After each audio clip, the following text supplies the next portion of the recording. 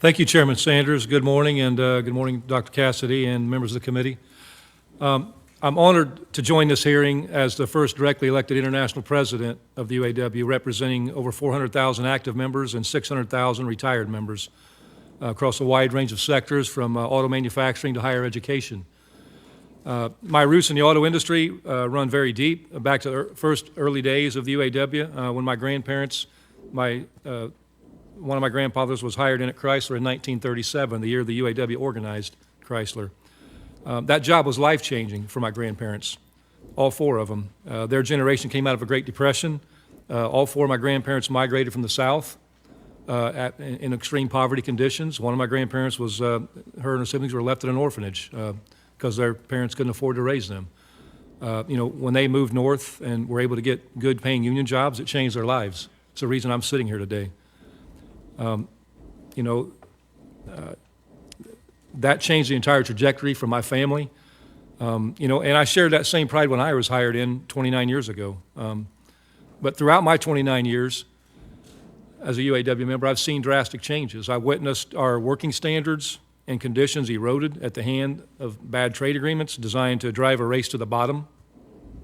Many of the decisions were being made under the guise of helping the companies be more competitive, which competition, in my word, is code for corporate greed and a race to the bottom, because that's what it drives. Find the lowest paying person and compare yourself to that.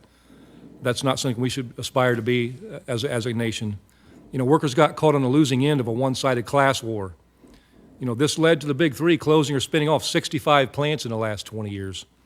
In 2009, our members were unfairly villainized for everything that ailed the big three. Our members, both active and retired, made massive sacrifices, such as the suspension of cost of living, job security language provisions, just to name a few. And all those sacrifices bore by our members were made to help the big three stay afloat and remain competitive.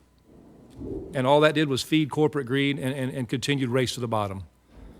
Despite that, and despite the plant closures that tore apart communities, and how our members' lives were turned upside down, our members have always delivered. With recent success in the big three, our union just showed the world what's possible when workers unite to fight for more, to fight against corporate greed. Workers can win. Only a small percentage of the working class Americans have the protection afforded by collective bargaining. Rather, the mass majority are treated like second-class citizens, employed at the will of employers. We want better for America, and you should want better for Americans. In the past 6 months, we've begun to turn the tide in this class war for the American worker. On September 14th, UAW launched our stand-up strike.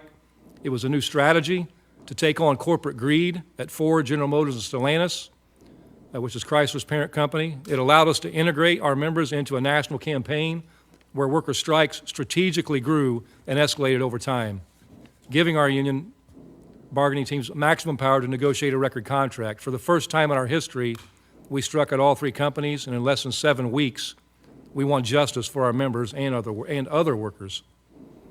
We want things our industry hasn't seen in over 15 years, victories that will instantly change people's lives overnight, getting back to setting the standard, giving people purchasing power to move the economy. Never in our history have we negotiated the reopening of a plant.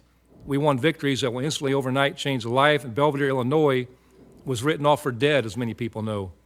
We not only got work back for that plant, but also a new battery plant. Both of these plants are going to add thousands of jobs to the Belvidere, Illinois community. That's what a union can achieve through collective bargaining. There's far too much in our agreement to detail in a short testimony, but 4 of the major areas, we raised wages dramatically for over 100,000 workers. We took a major step toward ensuring a just transition in electric vehicles. We improved retirement security for hundreds of thousands of retirees. And lastly, we secured jobs. Job security was a major part of this bargaining for current employees and future members. And we bargained for language that allows us to strike these companies if they don't honor their commitments, which has been a huge issue in the past. Looking at the success of our contract, we're seeing that spill over into the non-union industry. After we announced our tentative agreements at the big three, Toyota made an unprecedented move and reduced their progression to full pay to 4 years from 8 years. They gave their employees a 9% pay increase. Honda raised wages 11%.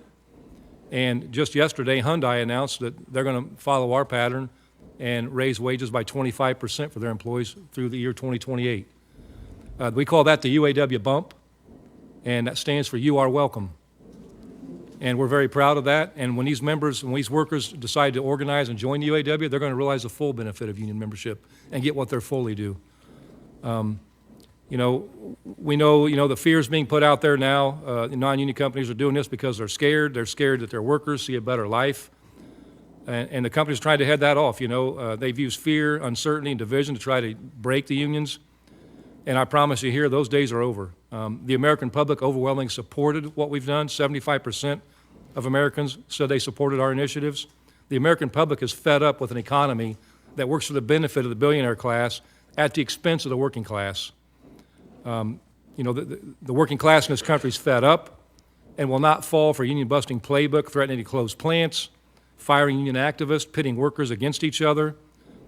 We're going to organize like hell to help thousands of workers in this country, primarily in the South, to win their union and raise the living standards for the entire working class. We have no interest in being a private welfare state. The working class needs this committee and the entire Congress to step up. You all have an essential role to play, not only supporting our fights and other fights like ours, but to finish the job for economic and social justice for the entire working class. We want the working class to organize, to bring dignity to their work, and enjoy the fruits of unionism and have a voice on the job. So for that, we need to muscle the federal government, not just as allies cheering from the sidelines. We need pro-worker Congress, guided by a vision of liberty and justice for all.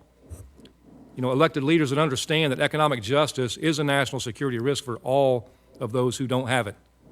It's a fight worth fighting for. We must bring that fight into the workplace, as well as the streets, but also in the halls of power in the chambers of the U.S. Senate. The UAW won wage increases from 33 to 250% over the life of this 4.5-year agreement for our members. Mr. Fain, let me ask you to finish up. Okay, thank you. We won for the first time in 15 years meaningful gains. And one thing I leave you with, there are 3 crises that we need to deal with. Income inequality, a transition to a green economy. We have to have an economy and environment we can live in, sustainable, and retirement insecurity. They're all linked, and they are the fight for our future. What kind of economy do we want to live in? What kind of planet do we want to live on? And what kinds of lives are we going to lead? Walter Reuther, the great leader of the UAW in the 20th century, spoke of our union as the American vanguard. As he said, we don't mind leading. We don't mind being the first to take action. We don't mind striking for social and economic justice. It is a duty and the privilege of the UAW to lead, but we need reinforcements.